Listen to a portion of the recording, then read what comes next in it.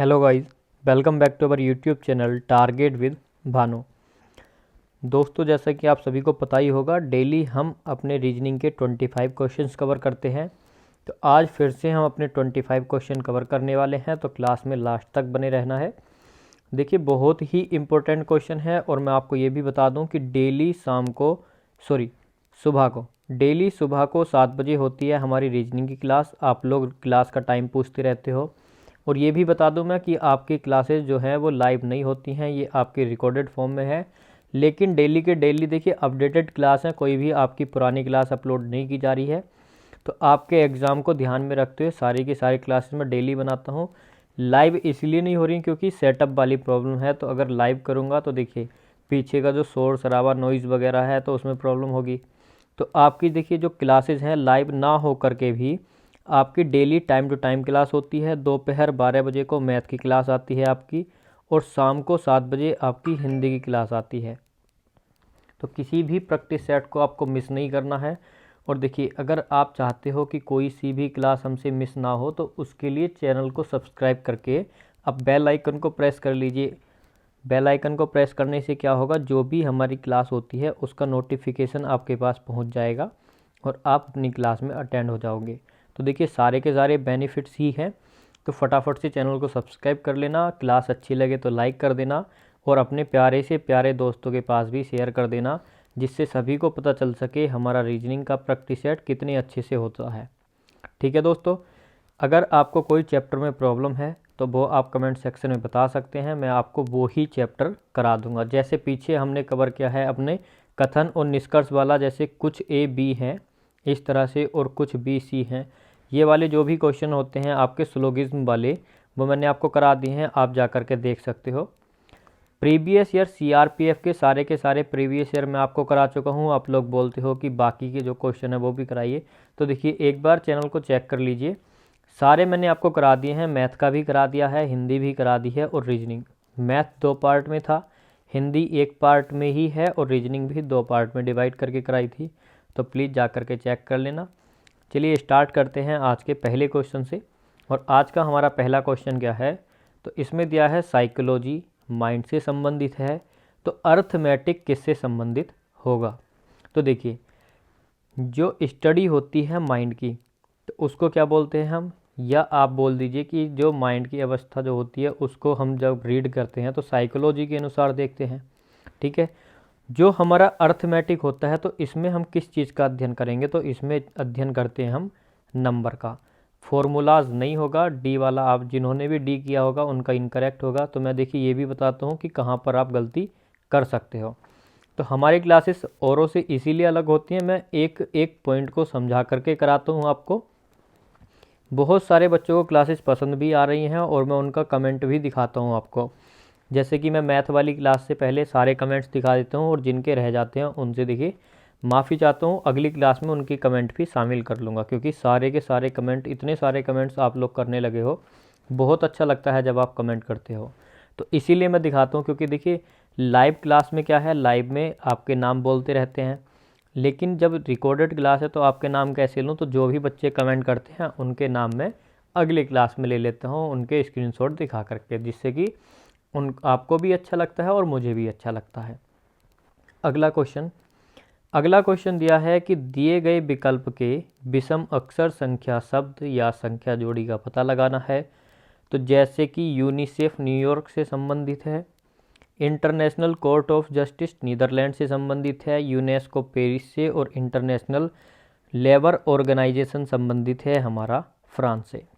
तो देखिए मैं आपको बता दूं, यूनिसेफ का जो हेडक्वार्टर है वो कहाँ है, न्यूयॉर्क में। International Court of Justice Netherlands, UNESCO Paris, और इंटरनेशनल लेबर ऑर्गेनाइजेशन इसका कहाँ पर है, फ्रांस में। तो आप लोग बोलोगे कि फ्रांस में नहीं है, तो चलिए अगर फ्रांस में नहीं है तो फिर कहाँ है, तो मैं आपको बता दूं कि इंटरनेशनल लेबर ऑर्गेनाइजेशन का जो हेड ऑफिस है वो है आपका जिनेवा। तो क्या हो जाएगा, जिनेवा स्विट्ज़रलैंड। ठीक है, नोट कर लीजिएगा। अगला क्वेश्चन है कि मेटल दिया है प्रोसेस और प्योरीफाई एलॉय। सबसे ज़्यादा दिक्कत आ रही है कि सर बाइलिंगुअल कराइए, इंग्लिश में भी कराइए और हिंदी में भी कराइए। तो देखिए हिंदी जो रीजनिंग है आपकी वो तो इंग्लिश और हिंदी दोनों लैंग्वेज में आ रही है, लेकिन अभी मैथ आपका दोनों लैंग्वेज में नहीं आ रहा है, वो तो उसके लिए सॉरी।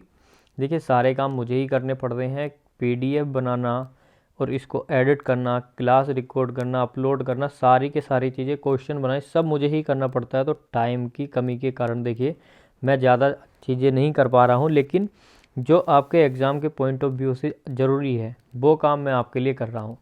क्वेश्चन इम्पोर्टेंट क्वेश्चन आपके लिए ला रहा हूँ, अच्छे से समझा के करा रहा हूँ। तो प्लीज़ थोड़ा सा कीजिए कि आप मैनेज कर लीजिए भाई मैथ को, ठीक है।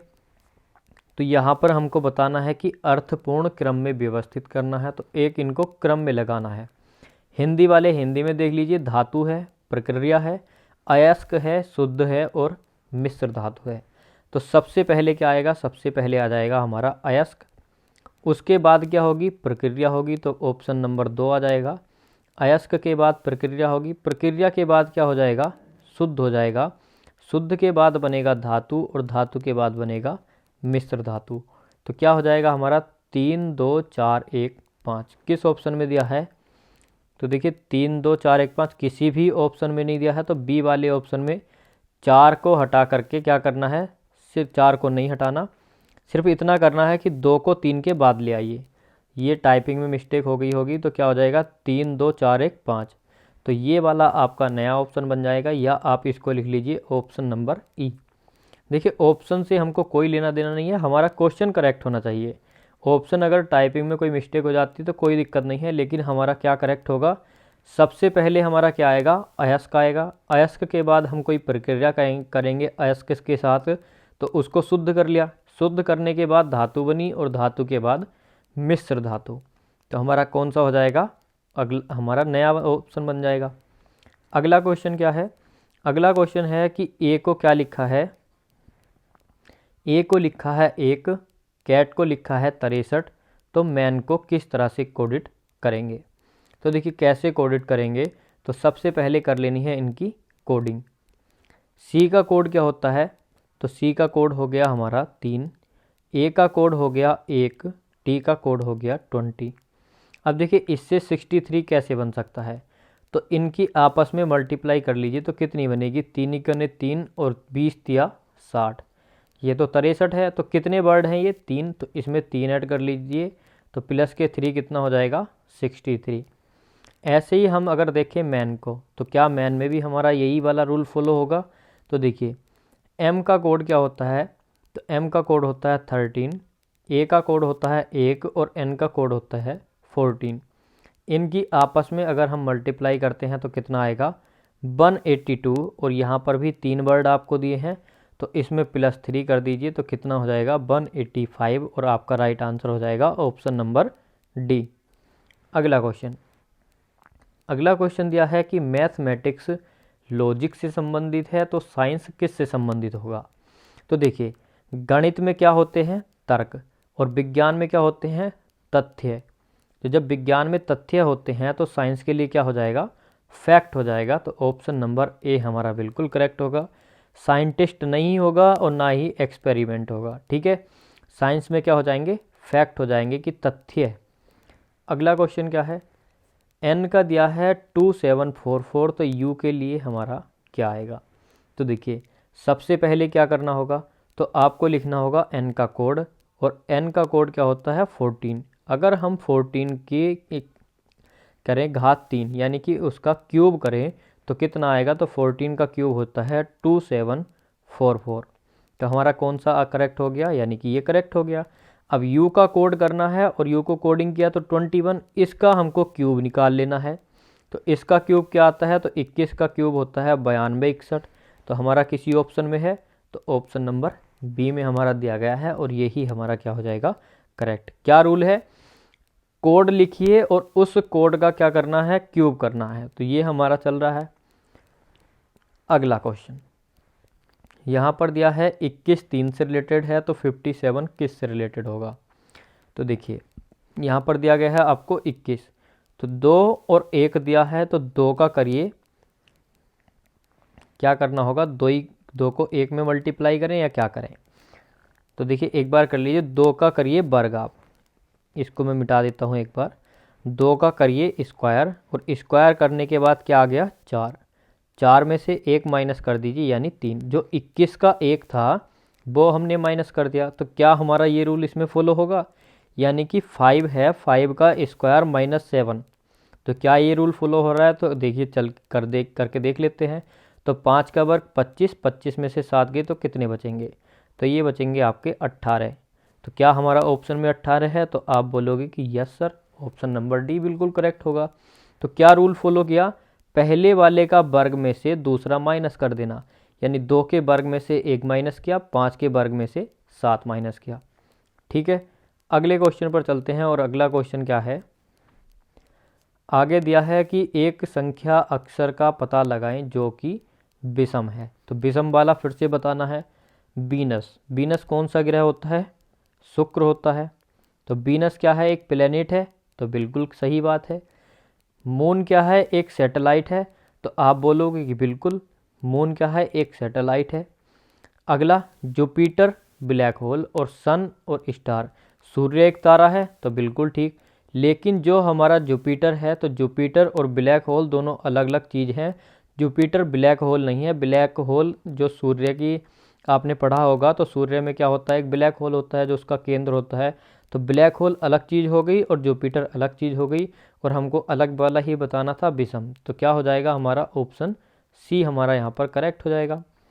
अगला क्वेश्चन आगे दिया है फाइकोलॉजी सवाल। तो स्टडी ऑफ एल्गी क्या कहलाती है? फाइकोलॉजी कहलाती है। इसी से संबंधित हमको बताना है कि हमारा करेक्ट क्या होगा। तो देखिए, जो हमारा स्टडी ऑफ ब्लड होता है उसको कहते हैं हम हेमेटोलॉजी। अब देखिए बाकी में क्या क्या गड़बड़ है। तो देखिए मैं आपसे कहता हूँ ना कि मैं आपको एक्स्ट्रा चीज़ें बता करके चलता हूँ, क्या पता आपके एग्ज़ाम में क्या आ जाए। तो अगर हम देखें स्टडी ऑफ एम्फीबियंस, एम्फीबियन क्या होते हैं? उभयचर होते हैं। तो ये क्या कहलाता है आपका? ये कहलाता है हर्पेटोलॉजी। स्टडी ऑफ एम्फीबियन क्या कहलाएगा? हर्पेटोलॉजी, ना कि एक्रिनोलॉजी। अब अगर हम बात करें कि ये सेलेनोग्राफी क्या है, तो अगर हम सेलेनोग्राफी की बात करें तो ये है scientific study of moons geographic structure. जो चंद्रमा की जियोग्राफिक स्ट्रक्चर है, तो मून्स जियोग्राफिक स्ट्रक्चर की स्टडी, तो उसको क्या बोलते हैं? सेलेनोग्राफी। अगर हम बात करें एंटोमोलॉजी की, तो एंटोमोलॉजी क्या होता है? स्टडी ऑफ इंसेक्ट, कीटों का अध्ययन क्या कहलाता है हमारा? एंटोमोलॉजी। और ये सोल नहीं है, ये है सोयल। सोइल क्या होती है? मिट्टी, यानी कि मिट्टी का अध्ययन क्या कहलाता है? पैडोलॉजी, PEDOLOGY। ठीक है, सारी चीज़ें पता चल गई कि किसका अध्ययन क्या कहलाता है और ये क्यों क्यों गलत है, और जो सही है वो भी आपको पता चल गया। Study of algae phycology, study of amphibians herpetology, study of blood hematology, study of soil pedology, study of insect entomology, और देखिए study of moons geographic structure selenography. ठीक, अगला क्वेश्चन आगे दिया है PQ के पिता हैं, जो R की बहन है, जो S की पुत्री है, SH की सिस्टर इन लॉ है, तो HR से किस प्रकार संबंधित है। तो देखिए जो किसके लिए लगता है, तो सबसे पहले मैं आपका ये कन्फ्यूज़न दूर करूं। जब भी आपसे बोले इस तरह से कि PQ के पिता है जो R की बहन है, तो देखिए जो भी बाद वाला होगा जो हमेशा लगेगा उसके लिए। जैसे यहाँ पर दिया है लास्ट में कौन सा शब्द आ रहा है, जैसे शुरू में P है और उसके बाद कौन सा आया? Q, और फिर बोला है जो R की बहन है, तो हमेशा R का रिलेशन किससे होगा? सबसे बाद वाली चीज़ जो दी है उसी से, यानी कि P के बाद Q। तो कभी भी आपको P से संबंध नहीं बताना है। जब बोला है कि जो R की बहन है, तो R की बहन कौन होगी? R की बहन होगी Q। हमेशा हमेशा जो आता है पास वाले के लिए, ऐसे आप इसको याद रख लीजिए कि जो हमेशा आता है पास वाले के लिए। तो चलिए स्ट्रक्चर बना लेते हैं अपनी। P क्या है? Q के पिता, तो P पिता हैं, तो ये इसके लिए प्लस लगा देंगे। किसके हैं? Q के। अब देखिए प्लस हमारा किसके लिए आता है? प्लस आता है हमारा मेल के लिए प्लस, और फीमेल के लिए माइनस। ये एक साइन है जिससे कि हम रिश्तों का पता लगाते हैं। और ये बहुत अच्छी चीज़ है कि आप प्लस और माइनस लगाओ, जिससे कि आपको पता चल सके कौन मेल है और कौन फीमेल। अब यहाँ बोला है कि जो आर की बहन है तो क्यू क्या हो जाएगी, बहन हो जाएगी, किसकी हो जाएगी, आर की हो जाएगी। जो एस की पुत्री है तो आर क्या हो जाएगी, पुत्री हो जाएगी, किसकी, एस की। अब देखिए ये दोनों आपस में बहनें हो गई तो ये क्या हो जाएंगे, पति पत्नी, तो एस क्या हो जाएगा हमारा फीमेल। ठीक है, जैसे हमसे यहाँ बोला था जो आर की बहन है तो आर का रिलेशन क्यू से, जो एस की पुत्री है तो एस का रिलेशन आर से। ठीक है, इस तरह से ही आपको करना है। आगे दिया है एस एच की सिस्टर इन लॉ है, जो एस है वो एच की, तो यानी कि एस बनेगी कौन, सिस्टर इन लॉ, वैसे भी ये फीमेल है। अब देखिए एक हमारा इसमें लॉजिक है कि हमको एच का जेंडर नहीं पता, तो अगर हमारे क्वेश्चन में होता कि हम ज्ञात नहीं कर सकते, लेकिन कब, अगर एच का रिलेशन पूछा होता तो देखिए रिलेशन देख लीजिए, एच आर से किस प्रकार संबंधित है, तो आर से, तो हमें बताना होगा एच क्या लगता है आर का। अब देखिए हमको एच का जेंडर नहीं पता, तो अगर हमारे ऑप्शन में होता ज्ञात नहीं कर सकते तो हम कौन सा ऑप्शन लगाते, ज्ञात नहीं कर सकते वाला, लेकिन ऑप्शन ही नहीं है। तो चलिए अब हमें ऑप्शन के हिसाब से जाना पड़ेगा, जिस हिसाब से हमको ऑप्शन दिए हैं वैसे ही हमको आंसर निकालना होगा अपना।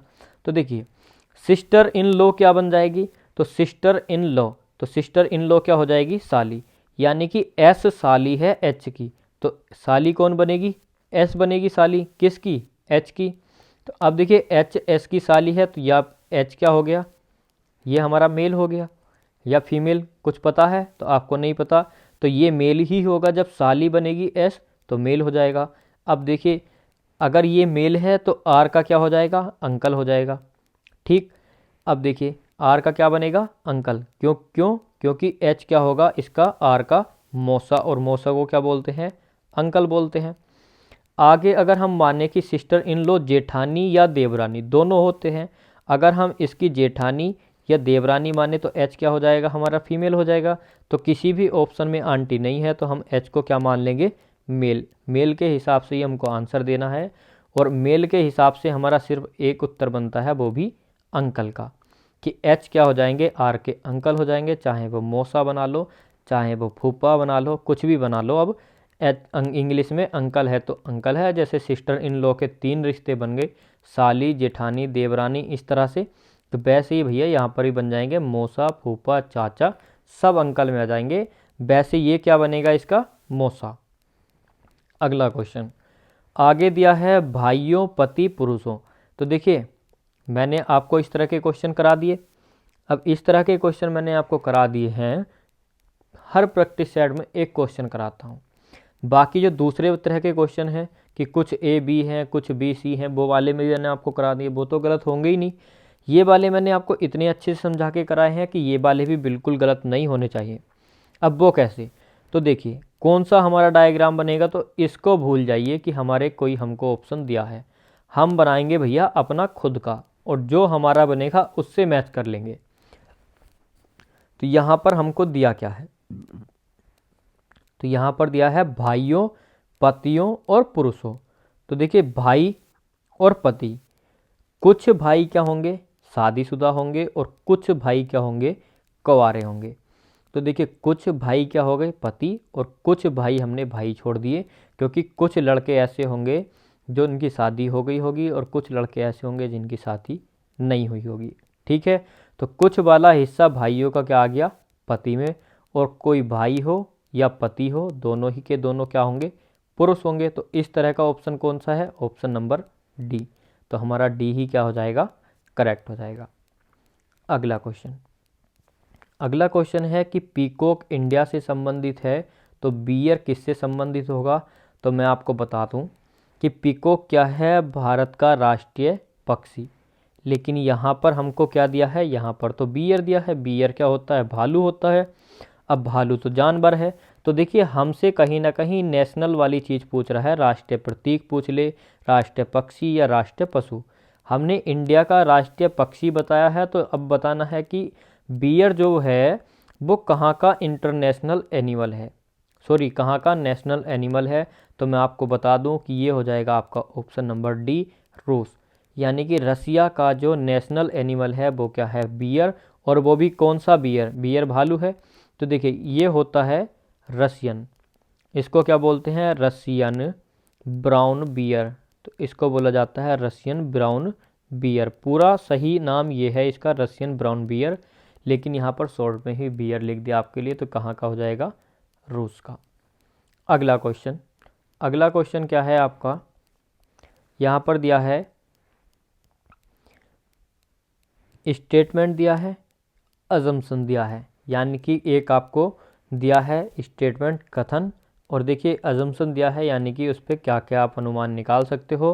तो स्टेटमेंट पढ़ लीजिए और स्टेटमेंट के हिसाब से जो भी अनुमान निकलते हैं वो आपको बताने हैं, अपनी तरफ से कुछ मत करना।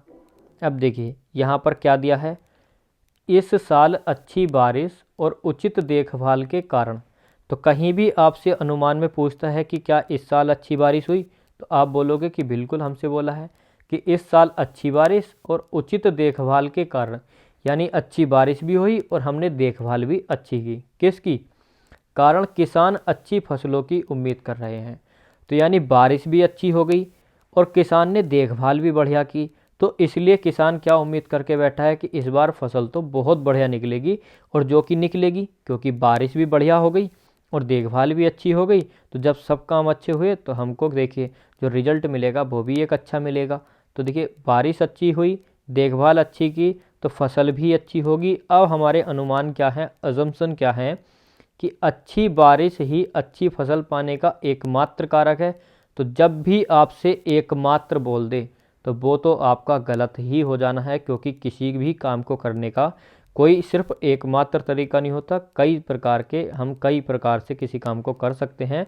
तो एकमात्र वाला हमारा हमेशा होता है गलत। अगर कहीं आपको दिख जाए ओनली तो आप उसको काट दीजिए, वो तो हमेशा गलत ही होना है। ठीक है, तो पहला क्या हो गया आपका, गलत हो गया। अब दूसरा देख लेते हैं, अच्छी फसलें हो या न हो, किसान हमेशा अच्छी फसल लेने के लिए पूरी सावधानी बरतते हैं। तो ऑप्शन नंबर सेकंड हमारा करेक्ट हो जाएगा। अच्छी फसल हो या ना हो, किसान हमेशा अच्छी फसल लेने के लिए पूरी सावधानी बरतते हैं। और यहाँ पर किसान ने उचित देखभाल की है, तो यहाँ पर हमारा देखिए स्टेटमेंट के हिसाब से करेक्ट होगा, क्योंकि उसने उचित देखभाल की है और देखभाल की बात यहाँ पर हमसे पूछ रहा है। तो ओनली सेकंड फॉलोज, हमारा बी वाला फॉलो करेगा। तो बी वाला क्या हो गया, करेक्ट हो गया। देखिए डेली आपका लेवल बढ़ रहा है, तो डेली आपका लेवल बढ़ा के ले रहा हूँ। देखिए आज ये पहला क्वेश्चन था स्टेटमेंट और एजम्पशन का, वरना आपको पता है कि किस तरह के क्वेश्चन होते थे, इस तरह के होते थे। अगला क्वेश्चन, अगला क्वेश्चन क्या है कि इस आंकड़े में कितनी आयत हैं। तो देखिए एक चीज़ होती है आपको वर्ग गिनने की, तो वर्ग गिनने होते हैं, और एक होते हैं आपको आयत गिनने। तो आयत और वर्ग दोनों में क्या है डिफरेंस। देखिए एक आयत कभी भी वर्ग नहीं हो सकता, लेकिन एक वर्ग क्या हो सकता है, आयत हो सकता है। ये चीज़ आपको बहुत अच्छे से ध्यान रखनी होगी। तो एक वर्ग क्या हो सकता है, एक आयत हो सकता है, लेकिन एक आयत एक वर्ग कभी भी नहीं हो सकता। तो ये क्या है, ये हमारा वर्ग है, लेकिन एक वर्ग एक आयत हो सकता है। तो हमको क्या करना होगा, तो देखिए फटाफट से कर लेते हैं अपने क्वेश्चन को। यहाँ पर क्या करना होगा, तो यहाँ पर हमको क्या करना होगा, यहाँ से गिन लीजिए 1 2 3, इधर को गिन लीजिए 1 2 3 4 5। अब हमको इनकी काउंटिंग कर लेनी है, 3 2 5 और 1 6। तो कितने हो गए टोटल, 6। इधर 5 4 9, 3 12, 12 और 2 14 और 1 15। ठीक है, तो ये कितने हो गए 15। 6 की और 15 की कर देनी है आपस में मल्टीप्लाई, तो 15 छक्का 90। तो कितने आपके रेक्टेंगल आ गए, 90 रेक्टेंगल। अगर आपसे पूछता वर्ग कितने हैं, तो आपको क्या करना होता, तो वर्ग के लिए सीधा सीधा क्या करना होता, 1 का वर्ग 1, 2 का वर्ग 4, 3 का वर्ग 9, इस तरह से आपको करना होता। फिर इधर को भी आपको ऐसे ही करना होता। तो वर्ग वाले में आपका अलग रूल चलता है और रेक्टेंगल वाले में अलग रूल चलता है। रेक्टेंगल वाला आपका आसान है, डायरेक्ट काउंटिंग कीजिए, इस साइड को काउंटिंग कीजिए और इस साइड को काउंटिंग कीजिए, और आपस में उनकी काउंटिंग करके कर दीजिए मल्टीप्लाई। ठीक है, अगला क्वेश्चन, अगला क्वेश्चन क्या है, और हमको यहाँ पर दिया है 1952 यदि एक लीप ईयर है तो यानी लीप ईयर क्या होता है, अधिवर्ष, तो 2000 क्या होगा, एक लीप ईयर होगा, नॉन लीप ईयर होगा, सेंचुरी होगा या लीप सेंचुरी ईयर।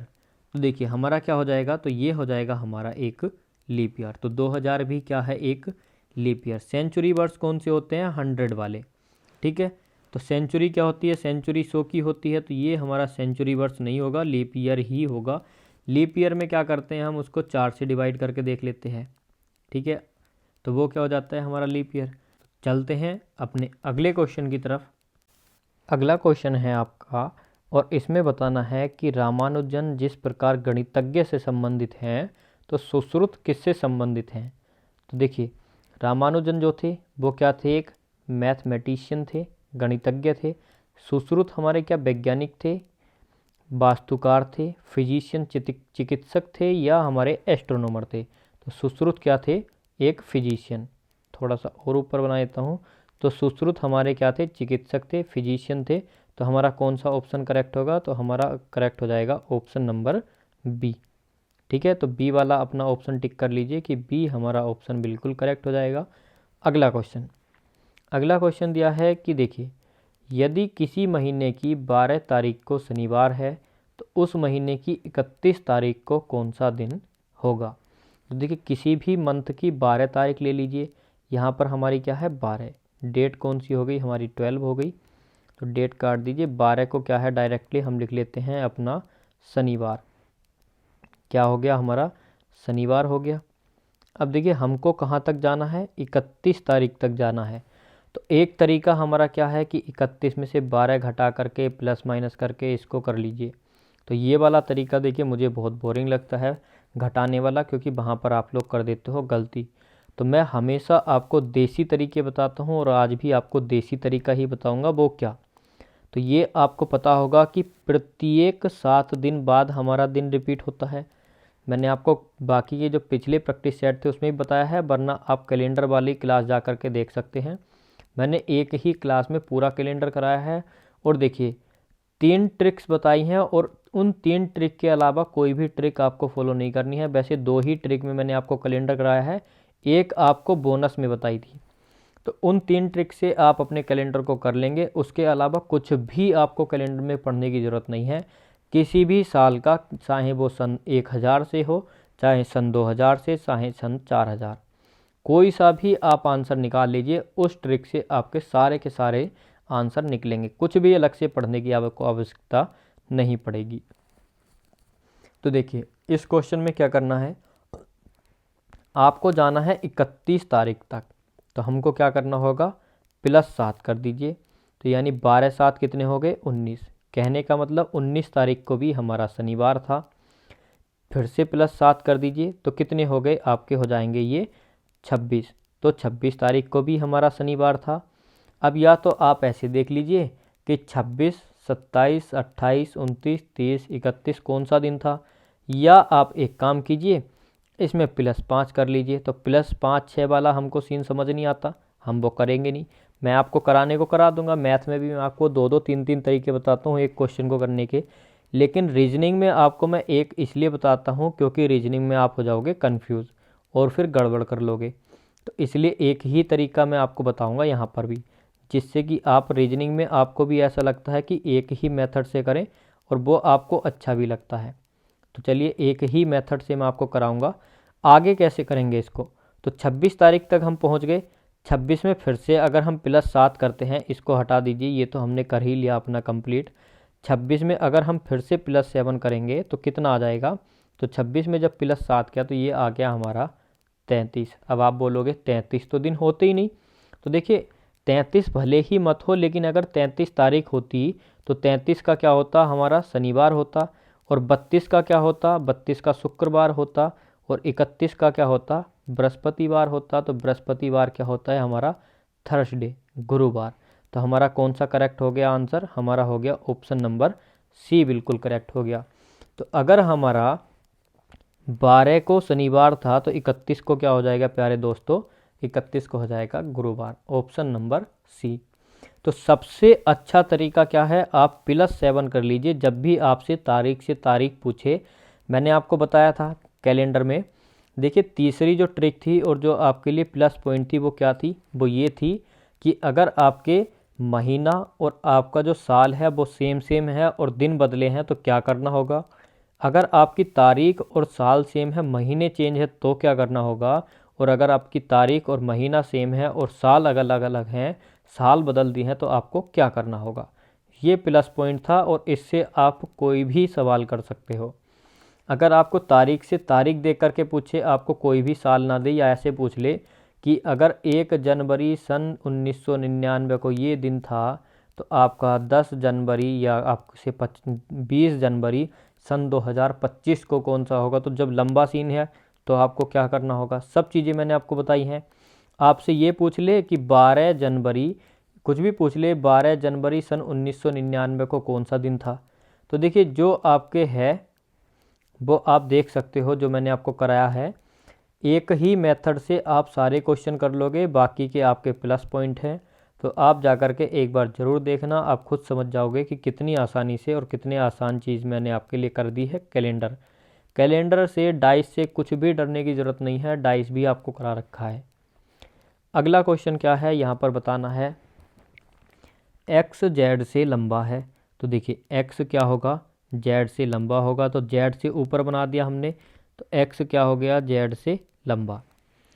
किंतु सी के बराबर लंबा नहीं है, तो एक्स सी के बराबर लंबा नहीं है, तो एक्स क्या हो जाएगा, सी से छोटा। अब देखिए किंतु किसके लिए है, एक्स के लिए। इन चीज़ों को समझना। अगर जो बोलता जो, तो किसके लिए आता, जेड के लिए। और अब इसने बोला है एक्स जेड से तो लंबा है किंतु सी के बराबर लंबा नहीं है, तो एक्स जेड से तो लंबा है किंतु एक्स सी के बराबर लंबा नहीं है। ठीक, आगे दिया है एफ एक्स से लंबा नहीं है। तो देखिए एफ या तो यहाँ पर आएगा या सी के ऊपर आएगा, लेकिन हमको क्या दिया है पहले वो देख लेते हैं। इधर आ जा भाई। एफ जो है एक्स से लंबा है, तो ये तो पक्का है कि यहाँ आएगा या यहाँ आएगा, लेकिन समूह में एक व्यक्ति से छोटा है और समूह में कुल हमारे 4 व्यक्ति हैं और किसी का जिक्र नहीं किया, तो ये सिर्फ सी से छोटा होगा। तो हमारा नया बनेगा सी एफ एक्स जेड। तो नया डायग्राम क्या बन गया, ये वाला। अब हमसे कुछ भी पूछ ले हम बता देंगे। बोला है समूह में सबसे लंबा कौन है, सी है। समूह में सबसे छोटा कौन है, एक्स है। एफ कितने व्यक्तियों से बड़ा है, तो 2 व्यक्तियों से बड़ा है। तो कुछ भी पूछ ले किसी भी तरह से, कोई दिक्कत नहीं है, बस हमसे क्वेश्चन बनाना आना चाहिए। तो कौन सा हमारा सी वाला था ना, सबसे लंबा, करेक्ट हो गया। अगला क्वेश्चन क्या है, अगला क्वेश्चन दिया है एम का स्थान बाएं छोर से 7वां।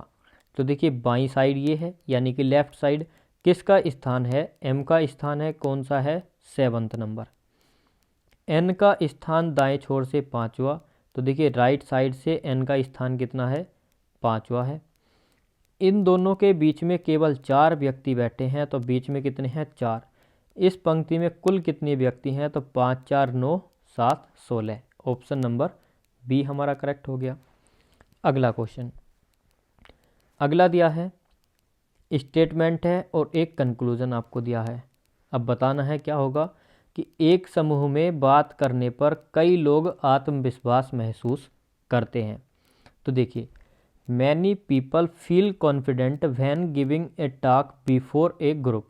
तो एक समूह से बात करने पर, और यहाँ पर दिया है before, talk before A group, तो यानी कि दोनों में डिफरेंस है। या तो हिंदी से कर लीजिए या इंग्लिश से। तो चलिए हिंदी से करते हैं। हिंदी से क्या बनता है हमारा, तो हमको दिया है क्या, हमको दिया है कि एक समूह से बात करने पर, किसी समूह से बात करनी है, तो एक समूह से यानी कोई समूह है, उस समूह से, उस ग्रुप से बात करने पर कई लोग आत्मविश्वास महसूस कर रहे हैं।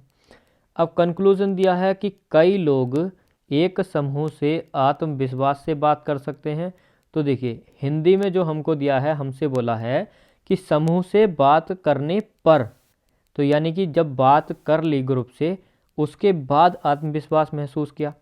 लेकिन कंक्लूजन बोल रहा है कि समूह से आत्मविश्वास से बात कर सकते हैं, तो ये हो जाएगा गलत। अगर होता कि समूह से बात करने पर आत्मविश्वास होता है तो बिल्कुल करेक्ट था। तो ये इस समय क्या हो जाएगा, गलत। समूह से आत्मविश्वास से बात नहीं कर रहे हैं, समूह से बात करने के बाद आत्मविश्वास महसूस कर रहे हैं। सभी लोग एक समूह से आत्मविश्वास से बात कर सकते हैं, तो सारे के सारे लोग तो नहीं कर सकते। हमसे पूछा है कई लोग, यानी सम पीपल हैं, यानी मैनी पीपल, क्योंकि सम नहीं लगेगा पीपल के पहले, तो मैनी हो गया और यहाँ पर ऑल बोल दिया, तो दोनों चीज़ें अलग हो गई। तो हमारे दोनों के दोनों क्या हो जाएंगे, incorrect. Neither one nor second follows. English के हिसाब से क्या है, many people feel confident when giving a talk before A group. तो इसमें बोला है कि एक ग्रुप से बात करने से पहले कई लोग आत्मविश्वास महसूस करते हैं। तो देखिए दोनों चीज़ें अलग अलग हैं, हमने हिंदी से कर लिया और आप हिंदी से ही समझिए। अगला है, वैसे अगर आपके एग्ज़ाम में आए तो आप एग्ज़ाम में इंग्लिश वाले को प्रेफरेंस देना, क्योंकि इंग्लिश वाले को ही सही माना जाता है। लेकिन भैया हम तो हिंदुस्तानी हैं, हम तो हिंदी को ही प्रेफरेंस देंगे। बाकी एग्ज़ाम की बात है तो एग्ज़ाम की देखेंगे एग्ज़ाम में, ठीक है। अगला हमारा क्वेश्चन क्या है, मैंने देखिए ये भी बता दिया कि क्या गलती आपको नहीं करनी है, तो सारी चीज़ें आपको बता के चलता हूँ, तो उसके लिए भाई लाइक तो ज़रूर बनता है, लाइक करके ज़रूर जाना क्लास को। आगे क्या है, हमको दिया है 84 घंटे में घड़ी की सुइयाँ कितनी बार एक सीधी रेखा में रहती हैं। तो आपको बताना है कि 84 घंटे में घड़ी की सुइयाँ कितनी बार एक सीधी रेखा में रहती हैं।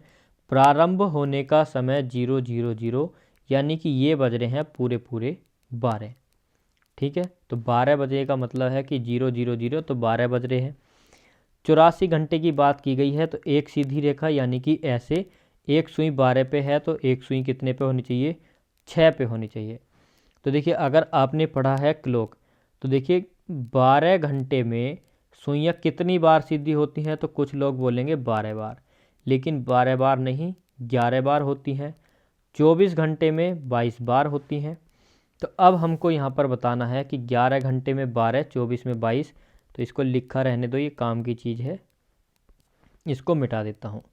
हमसे बोला है 84 घंटे में, तो चलिए तो 84 को कितने से मल्टीप्लाई करें, 24 में कितने की मल्टीप्लाई करें कि 84 आ जाए।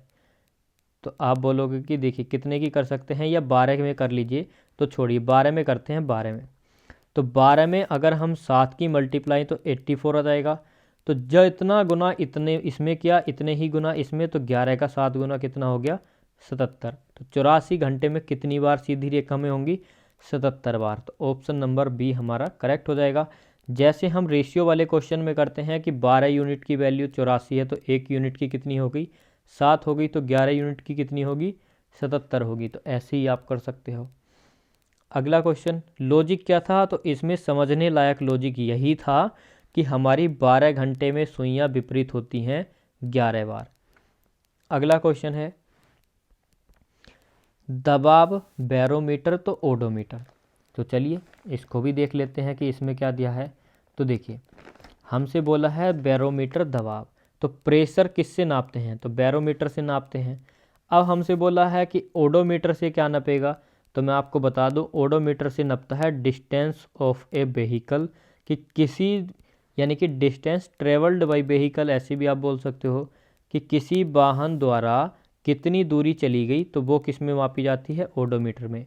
जैसे कि आपकी मोटर बाइक में मीटर लगा हुआ है और आपकी कार में भी मीटर लगा हुआ होता है, तो वो किस में नापती है, ओडोमीटर, ठीक है। अगर हम ह्यूमिडिटी की बात करें तो ह्यूमिडिटी किस में मापोगे आप, तो ये किस में नापी जाती है, तो इसके लिए आता है आपका हाइग्रोमीटर। अगर थिकनेस की बात करें तो थिकनेस किस में नपेगी, तो थिकनेस नपती है, देखिए इसको उड़ा देता हूँ और इसको लिखते हैं। थिकनेस के लिए क्या आएगा, थिकनेस के लिए आएगा स्क्रू गोज, ठीक है। डिस्टेंस पता चल गया। अगर हम विंड की बात करें तो इसके लिए आता है एनीमोमीटर, ठीक है। तो सारी चीज़ें आपको पता चल गई। तो फटाफट से कमेंट करके बताइए क्लास कैसी लग रही है आपको। अगला क्वेश्चन हमको दिया है हेलो, लोअर, एरर, ऑर्गन और आंसर। इसको डिक्शनरी वाले क्रम में दोस्तों नहीं लगाना है, इसमें आपको बताना है कि अगले स्थान पर कौन सा हमारा आने वाला है, कि अगले स्थान पर इन 4 ऑप्शन में से कौन सा वर्ड यहाँ पर आएगा। तो देखिए मैंने आपसे पहले ही बोला था कि आज के क्वेश्चन आपके लिए कुछ डिफरेंट हैं और दिन से अलग हैं, क्योंकि आप बहुत ज़्यादा बोलते हो ना कि इजी हैं इजी हैं, तो आपके लिए लॉजिकल और जो भी क्वेश्चन आपके एग्ज़ाम में आते हैं सारे टाइप में आपको करा दूंगा। आप लोग ये भी बोलते हो कि क्या इन्हीं क्लास से हमारे क्वेश्चन आएंगे, तो देखिए क्लास से क्वेश्चन आ भी सकते हैं, क्योंकि मैं आपको जो करा रहा हूँ बहुत ही सिलेक्टेड चीज़ करा रहा हूँ। लेकिन मैं इतना कह सकता हूँ आपसे कि इनमें से टाइप बाहर नहीं जा सकता। अब ऐसा तो है नहीं कि यही क्वेश्चन आपके एग्ज़ाम में आ जाए, लेकिन इस टाइप का कोई दूसरा क्वेश्चन आ सकता है। तो मैं आपको हर क्वेश्चन को करने का तरीका बता दूंगा। क्वेश्चन कुछ भी आए आप तोड़ के आओगे, पेपर को फोड़ के आओगे, और रीजनिंग में हमारा टारगेट रहेगा 25/25। अगर आप मेरी बात मानते हो तो आप 25 में से 25 की रीजनिंग करके आओगे, और ये मेरी गारंटी है। अब देखिए कोई नंबर कम कहाँ होते हैं, तो मैं आपको बता दूं, नंबर कम होते हैं आपके नंबर सीरीज़ में। तो जितना ज़्यादा फोकस किया जाए नंबर सीरीज़ पे कीजिए। नंबर सीरीज जैसे यहाँ पर 2, 4, 6 इस तरह से देता है कि आगे क्या आएगा, ये होती है आपकी नंबर सीरीज। जहाँ से भी मिले उठा के कर दीजिए। तो आगे हमारा क्या आएगा, तो देखिए यहाँ पर क्या चीज़ें चलती हैं। तो जब भी इस तरह का क्वेश्चन दिखे तो क्वेश्चन के अर्थ या इस चीज़ में आपको दिमाग नहीं लगाना है। आपको दिमाग कहाँ लगाना है, हेलो में लास्ट का वर्ड क्या है, LO। तो ये किससे शुरू हुआ है, LO से शुरू हुआ है। लोअर, लोअर का लास्ट वर्ड क्या है, ER। तो अगला वर्ड ER से शुरू होगा। एरर का लास्ट वर्ड है OR। तो अगला वर्ड OR से शुरू होगा। और ऑर्गन का लास्ट वर्ड है AN। तो अगला वर्ड AN से स्टार्ट होगा। और आंसर का लास्ट वर्ड है ER। तो इसके आगे का जो भी हमारा शब्द आएगा वो ER से शुरू होगा। तो ये कौन सा है, C ऑप्शन, इरेजर। तो था ना एक अच्छा क्वेश्चन जो आपने नया क्वेश्चन पढ़ा है। तो देखिए नए नए प्रकार के क्वेश्चन आपको दिखाऊंगा। बस क्लास को ज़्यादा से ज़्यादा शेयर करो, लाइक करो और अपने भाई को सपोर्ट करते रहो। आपको एक से एक बिंदास चीज़ पढ़ने को मिलती रहेगी इसी चैनल पर।